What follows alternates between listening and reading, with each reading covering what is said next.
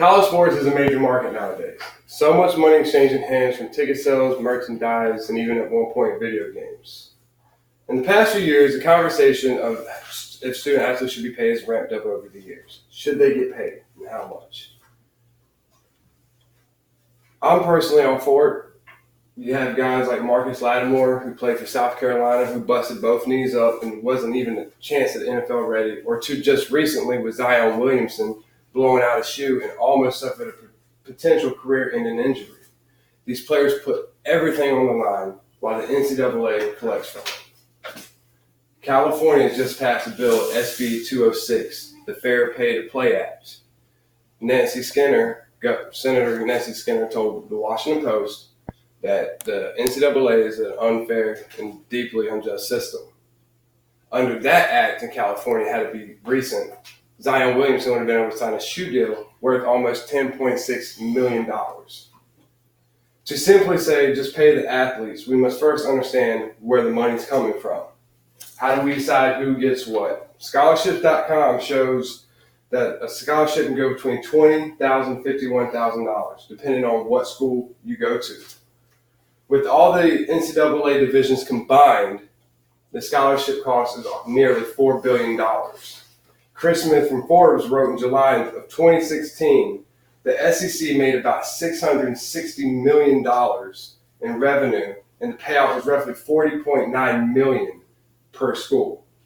The SEC leads the way, while the Big Ten is right on their heels and leaving the ACC to start theirs up this August to close the gap. You have tournaments, bowl games, and even potentially national championships that even pay even more money. The money is there, and really all that's left to decide is who gets what. Not every player is going to get paid the same. Let's be honest, people, life ain't fair. Just like NFL players don't make as much as NBA players, and NBA players don't make as much as MLB and so on. The one way that we can decide who gets the money is to do it by the ranking and recruiting of the schools and the player caliber. 5-star players would make more than 4-star players, and they'd make more than 3-star players, potentially, so on. Just like professional sports drafts, where your first-round draft pick makes more than your second and your third. Universities make enough to where you can base it off of any sport except for golf. And with golf, you would have to do like the PGA, find a sponsorship to donate a little money to, and the winner of the tournament would collect the money. And we're not talking about outrageous PGA money here. We're just talking about, maybe $5,000, $10,000 in a pot. Nothing major. A lot of people argue that they shouldn't get paid, and behind that is because they have a scholarship for free education and that they play on a national level for exposure and notoriety to prepare for upcoming professional sports drafts or whatever their field is. The fact is, a lot of people say that football and basketball revenue combined is what helps keep the smaller sports in function, because they don't bring in the revenue like soccer and lacrosse and all the other sports. They don't bring the revenue in. Well, the one way you would do that is you would turn those sports into clubs, leaving them to do fundraisers and raising money themselves to promote and to take care of their sport personally. Gene Demby from the Code Switch podcast said in March of 2018, the NCAA tournament would make about $771 million last year. I'm talking $771 million for a tournament. Some would argue that the smaller schools wouldn't be able to land the top tier players, but honestly, like they do anyways. They don't have to. It would definitely end the monopoly on it and eventually would work itself out in the end. Most of the top tier players go to the bigger schools anyway for D1 for more recognition. But if you go ahead and start paying them, then these D3 schools would have a little bit of an opportunity to be like, we'll pay you just as much if you choose to come to our school. In conclusion, should we pay the student athlete? Yes. The evidence is there, and the market in college is drawing in big money. From TV deals to endorsements, the universities are taking in millions of dollars while the players are risking everything, including their dreams of playing pro. These athletes are trying to reach the next level, and in one play, their dreams could be gone.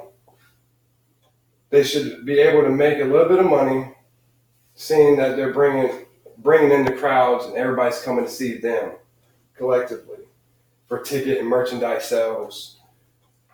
So hopefully after this, you'll feel the same way too. Thank you. Now, anybody have a question? Yes. So I understand that we should be paying the players. Why wouldn't we pay them evenly opposed to ranking? Okay, here's your rebuttal for that.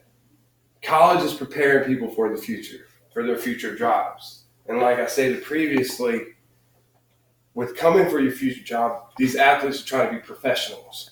So you're going to enter a draft. And if you get drafted in the first round, second, third, fourth, how many rounds there is in whatever your sport is, you're not going to make as much as that next guy.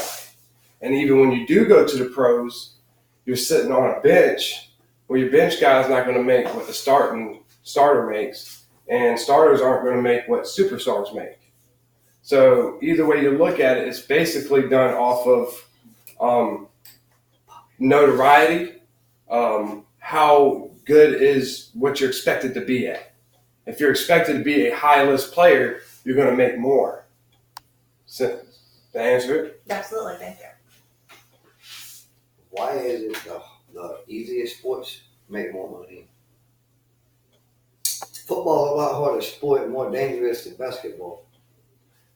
I don't disagree. I agree with that. I think football players deserve a little bit more of a pay increase, especially when you start to see kind of contracts like the NBA where James Harden just recently got over a $200 million contract. Mike Trout in MLB just signed for 6-7 years, $430-some million worth. Football players, they're maxing out between 40, 60, 80, 90 million. I mean, the money's not really given to them. And that's something I don't really understand, because with football, you got more concussions, more chance for a broken leg, knee, Achilles tendons. You're always popping something in a contact sport like that. And that's probably, with the NFL, you have a salary cap. NBA has a little bit more. MLB doesn't have. So MLB, they can pay their players whatever they want to. And that's ultimately kind of how the Yankees put together all those championships. They pay for them. They buy all these players, and then they win. NFL has a certain salary cap, so you can't reach but a certain number. But I do agree with that. Well, thank you guys for attending. I printed out some handouts so y'all can see the numbers. A little bit more people than I expected, so hopefully we have enough. We can chill.